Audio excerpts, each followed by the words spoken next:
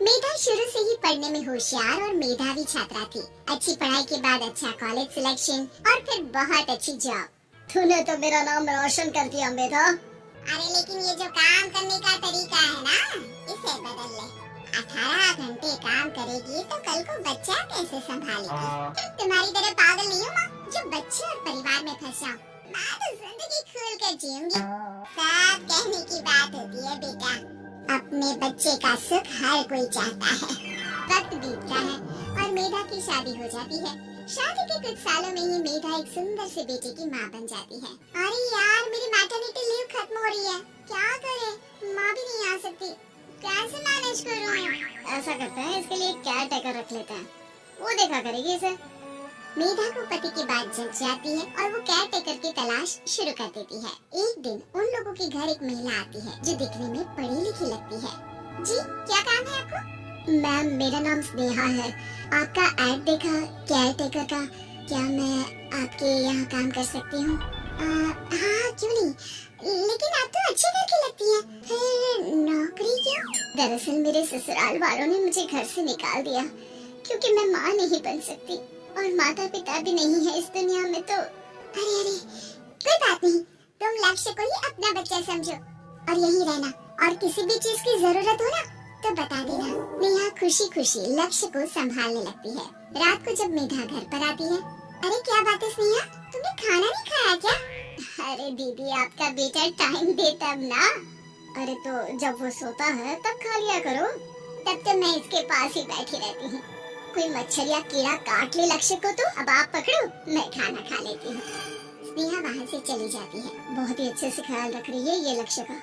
मेधा इतना तो शायद तुम भी ध्यान नहीं देती। मेधा को पति की बात बुरी तो लगती है लेकिन कुछ नहीं कहती। धीरे धीरे स्नेहा मेधा और उसके पति के साथ बाहर भी जाने लगी।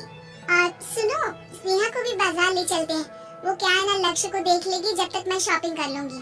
हाँ चलो, वैसे मैं चाह रहा था कि लक्ष्य को लेकर हम दोनों ही चलते। क्या यार तुम तो फ्री में इमोशनल हो जाते हो, कितना आप देख लेंगे हम दोनों मिलकर, ले चलो उसे।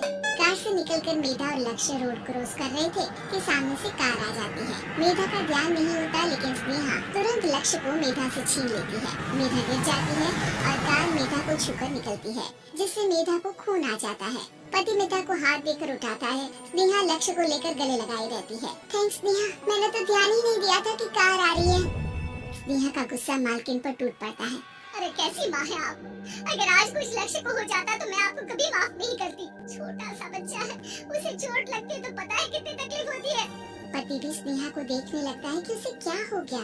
मेधा को स्नेहा पर काफी गुस्सा आ जाता है। घर आकर कहती है, देखो स्नेहा, माना तुम लक्ष्य को बहुत प्यार करती हो लेकिन वो मेरा बेटा है, मैं कभी जानबूझकर उसके साथ बुरा नहीं कर सकती, समझी?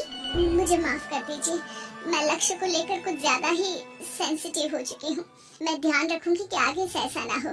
मेधा का मन स्नेहा से अब हटने लगा था। एक शाम मेधा ऑफिस से घर आती है कि लक्ष्य उसे दिखाई नहीं देता और ना ही स्नेहा। वो स्नेहा के कमरे में जाती है जहाँ दोनों सो रहे होते हैं।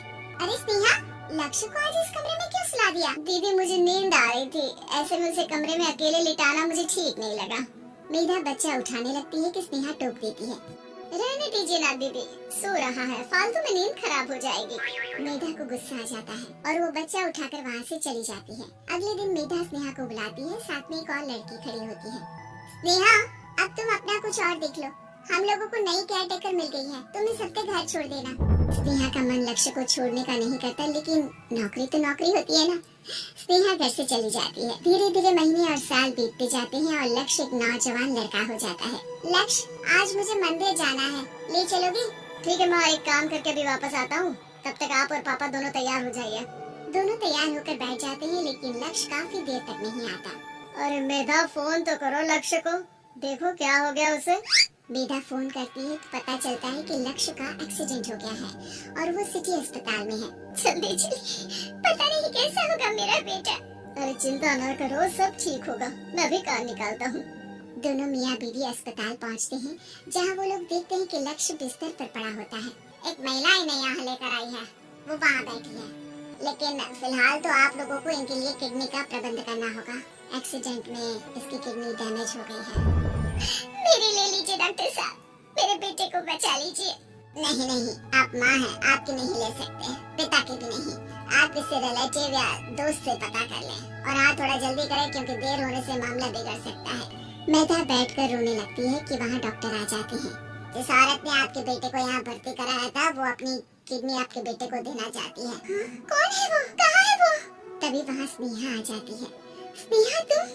मैं लक्ष्य को पहचान नहीं पाई थी, लेकिन आप लोगों को देखकर समझ गई कि ये लक्ष्य है, इसलिए वापस आ गई। मैं अपनी किडनी आपके बेटे को देना चाहती हूँ। मेरी अपनी तो कोई औलाद नहीं, लेकिन लक्ष्य में मैंने हमेशा अपना बच्चा देखा। तुम धन्य हो स्नेहा, जो इतने साल में भी लक्ष्य को भूल नहीं पाई। सही मामले में तो वो तुम्हारा ही बच्चा होगा, क्योंकि जन्म भले ही मैंने दिया हो, लेकिन आज तुम उसकी जिंदगी बचा रही हो।